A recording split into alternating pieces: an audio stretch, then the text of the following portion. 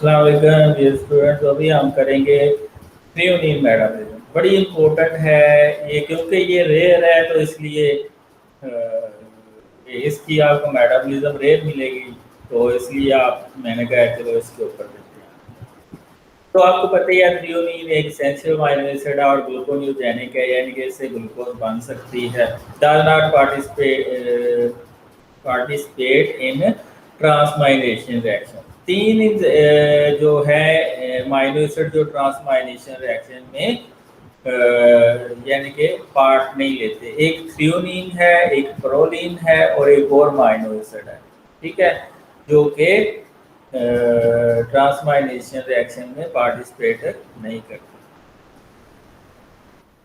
Threonine is an amino acid. Amino acid are the building blocks of the body used to make protein. The physiological role of threonine metabolism is potentially ATP production and pH regulation. और जितने भी hydroxyl group containing amino acid हैं, तीन हैं hydroxyl group containing amino acid, serine, threonine और tyrosine. Mostly regulation यानी कि phosphorylation और डीफास्फोराइलेशन भी इन्हीं अमीनो एसिड की होती है और किसी अमीनो एसिड की नहीं होती। तो ये रेगुलेशन में भी तीनों जो hydroxyl group containing amino acid है, they play a major role. Threonine helps to keep connective tissue healthy and muscle throughout the body strong and elastic, including the heart where it is found insignificant. तो heart की development के लिए ये बड़ा जरूरी होता है।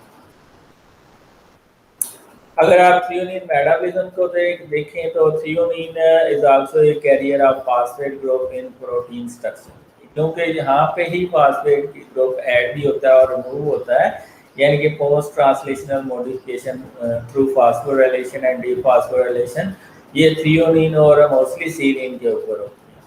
Threonine can cleave to glycine and acetaldehyde by serine hydroxymethyl transferase. तो इसमें सीरीन हाइड्रोक्सीमिथाइल ट्रांसफेज एक्ट करता है, तो ये क्लीव हो जाता है ग्लाइसिन और एस्टाल्डिहाइड के अंदर। Threonine undergo deamination by threonine dehydratase to alpha ketobutyrate, which is converted into propanol CoA। ये प्रीवियस हमने देखा है कि ये नॉन ऑक्सीडेटिव डीएमाइनेशन होती है इसमें, और ये प्रोपोनाइल कोए में चेंज हो जाता है। जो बाद में से ये जो कीटोब्यूटारेट है ये प्रोपोनाइल कोए में चेंज होता है, फिर ये सक्सिनाइल कोए में चेंज होता है, सक्सिनाइल कोए फिर क्रेब्स साइकिल में यूज हो जाता है। अगर इसकी डिहाइड्रोजनेशन होती है फिर उसके बाद डीकार्बोक्सिलेशन होती है, तो इसमें क्या होते हैं अमीनो एसिडोन बनते हैं which can be converted into pyruvate and lactate. ये आप देख सकते हैं थ्रियोनीन मेटाबॉलिज्म ओवरव्यू ऑफ थ्रियोनीन। ये थ्रियोनीन प्रोटीन सिंथेसिस में भी इन्वॉल्व होता है, डिहाइड्रेटेज वर्क करता है, तो अल्फा कीटोब्यूटारेट अमोनिया बनता है, प्रोपोनाइल कोए बनता है, प्रोपोनाइल कोए बाद में सक्सिनाइल कोए में चेंज हो जाता है। इसी तरह थ्रियोनीन है, इसमें से जब एंजाइम ऐड करता है तो इससे ग्लाइसिन और एस्टाल्डिहाइड बनता है, अमीनो एसिडोन बनते हैं जो कि पाइरुवेट, लैक्टेट और मिथाइल ग्लाइकोक्सिल बनाते हैं।